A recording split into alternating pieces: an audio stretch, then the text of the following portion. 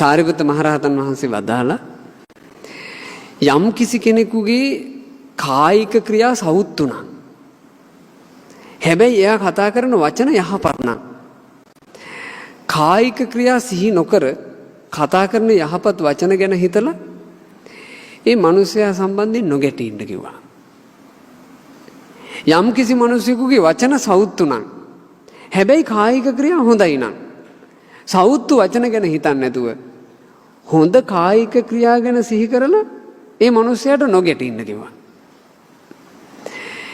යම් කිසි මිනිසෙකුගේ කායික ක්‍රියාත් සවුත්තුයි වචනත් සවුත්තුයි.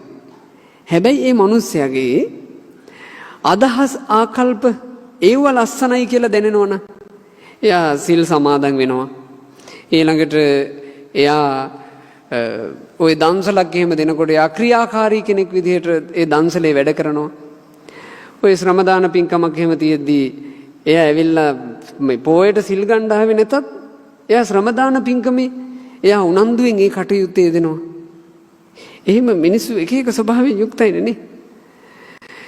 එතකොට මේ මිනිහයාගේ යහපත් ආකල්පේ දිහා බලන්න කිව්වා. ඒ මිනිහයාගේ සෞත්තු කායික ක්‍රියා සෞත්තු වචන අනේ ඒව පැත්තකින් තියන්න කිව්වා. ඒ මිනිහයා ගාව තියෙන හොඳ ආකල්ප ටික දිහා බලලා නොගැටී ඉන්න කිව්වා. කවුද එහෙම වදාළේ? ප්‍රඥාවෙන් අග්‍රේසර අපගේ සාරිපුත්ත මහරහතන් වහන්සේ එහෙම දේශනා කළා. එහෙම හදාගන්නකෝ ජීවිතේ ගැටෙන මේ කුණු හොයන ජීවිතයක් ඔයාලා හදාගන්න එපා. හොඳ තැනක් බලලා ඒ හොඳ තැන දිහා බලාගෙන තමන්ගේ හිත දූෂිත කරගන්න නැතුව ඉන්න කිව්වා. ඒක තමයි මේ ජීවිතේ තමන්ගේ සුව පහසුව හසුරව ගන්න තියෙන හොඳම ක්‍රමය. නමුත් අපි හිතමු මෙන්න මෙහෙම තැනක් තියෙනවද? මං හිතන්නේ මෙහෙම තැනක් නැතුව ඇති කියලා. මට හිතෙන්නේ ලංකාවේ එක තැනක්වත්. අපි හිතමු ගමක යම්කිසි කාන්තාවක් ඉන්නවයි කියලා. ඒ කාන්තාව පුරුෂයෝ කීප දෙනෙක් ඇසුරු කරන කාන්තාවක් ගමේම ප්‍රසිද්ධයි. ඒ කාන්තාව අපි හිතමු පොයට ඇය උතුරු සළුවක් දාගෙන සිල් ගන්න එනවා. එක ගමක්වත් ඇද්ද මේ ලංකාවේ? එක ගමක්වත්? එක විහාරස්ථානයක්? එක ගමක් ඇද්ද? අනේ ඉතින් ඔය අනිත් දවස් වලට නාටකම් නටාගෙන හිටියට පොයට සිල් ගන්න එනවනේ තින්නේ. එහෙම අර කාන්තාව දිහා බලන එක ගමක්වත් ඇද්ද? සිල් ගන්න ආපු ඇයෝම සිල් ගන්න ඇවිත් ඉන්න අයම සමහරවිට අර කාන්තාව ගැන කතා වෙනවා. ඔය අද ඔය රෙද්ද පටලගෙන ආවට සිල් රෙද්ද අපිනේ දන්නේ අනිත් දවසට නරන නාටක. අර එක දවසක් පුරුදු කරන හොඳ දිහා බලන්න බෑ නේ මිනිසුන්ට. අනිවාර්යෙන් බලන්නේ කොච්චර හොඳ කළත් නරක තැනමයිනේ. මොකද්ද අවුලක් නිකන් ඔයාලට පේන්නේ නැද්ද මම මේක කිව්වන් පස්සේවත්? අපිට මේ යහපත් දේවල් පිනිපිනිත් අපි ඕන් නැති කුණක් දිහා බලනවා කියලා එකක් නිකන් දැනෙන්නේ නැද්ද?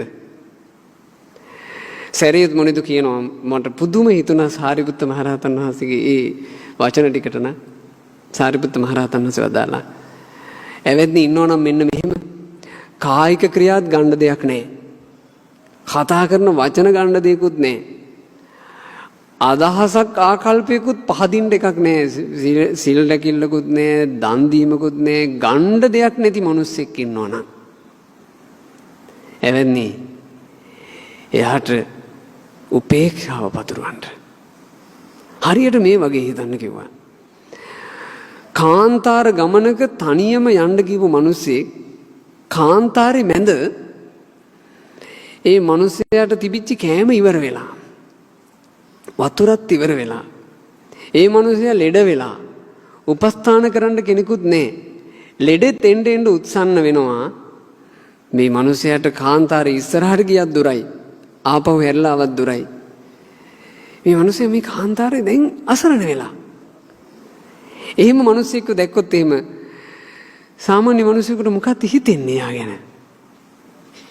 ඔයාලා දැක්කොත් එහෙම අසරණ වෙලා බේර ගන්නත් බැරි අපි මිනිස්සෙක් පැත්තකින් තියමු. අපි දකින්න නේද සමහරවිට ওই බල්ලොන්ට එහෙම ලෙඩ හැදිලා ඒ බල්ලෝ පණුව ගහලා සමහරට පිටිපස්ස බිම ඇදී බල්ලෝ ඉන්නවා. අපි සමහරවිට ඒ දැක්කට පස්සේ අපේ හිතේ හටගන්නව නේද හරි අනුකම්පාවක්. අනේ පව්. ගොඩක්ම සෞත්තු මිනිහා ගැන අනුකම්පාවෙන් බලන්න කිව්වා. අර කාන්තාර මාර්ගයේ ඉන්න මිනිස්සයා ගැන දකින්න කෙනෙක් හිතනවා අනේ මේ මිනිස්සයාට ඉබේම ලෙඩේ හොඳ වෙනවා නම් කොච්චර හොඳද? එක්ක මේ පාරෙන් වෙන මිනිස්සෙක්වත් ඇවිත් මෙයාට හයියක් වෙනවා නම් කොච්චර හොඳද? මෙයාට කණ්ඩ ඩිංගිත්තක් දෙන්න පුළුවන් කෙනෙක්, වතුර පොදක් දෙන්න පුළුවන් කෙනෙක්, මෙයාගේ ලෙඩේ හොඳ වෙන්න බේතක් කරන්න පුළුවන් කෙනෙක් මෙයාට හම්බ වෙනවා නම් කොච්චර හොඳද?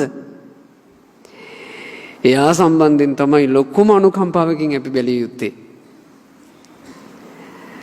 ඒ නිසා මේ ධර්මයක හැසිරෙන්න වාසනාව නැති අය දිහා ධර්මයේ ලැබිච්ච යහලා අනුකම්පා පිරුණු ඇස් දෙකකින් බලන්න. අනේ මේ අයට සත්පුරුෂයෝ ඇසුරු කරන්න ලැබෙනවා නම් කොච්චර හොඳද? මෙයාලගේ හිතටත් වදින විදිහට බණක් කියන්න පුළුවන් දේශකයන් වහන්සේ නමක් මෙයාලට හම්බ වෙනවා නම් කොච්චර හොඳද? එහෙම දේශකයන් වහන්සේ නමකගේ බණක් අහලා මෙයාලගේ මේ සෞත්තු ජීවිතේ මෙයාලා හදා ගන්නවා නම් අප්පා කොච්චර හොඳද? මේ දුස්සීලකම් පැත්තකින් තියලා සිල් රකින්න පටන් ගන්නවා නම් කොච්චර හොඳද මෙයාලා? ආන් එහෙම හිතන්න පටන් ගන්න කිව්වා. කොතරම් ලස්සනද රහතුන් ලෝකයේ දැක්ක පිළිවෙලනේ. කොණු ගඳ ගහන ලෝකේ රහතුන් පිරිසුදු දේවල් ටික විතරක් එකතු කරගෙන සැනසෙල්ල ඉඳලානේ.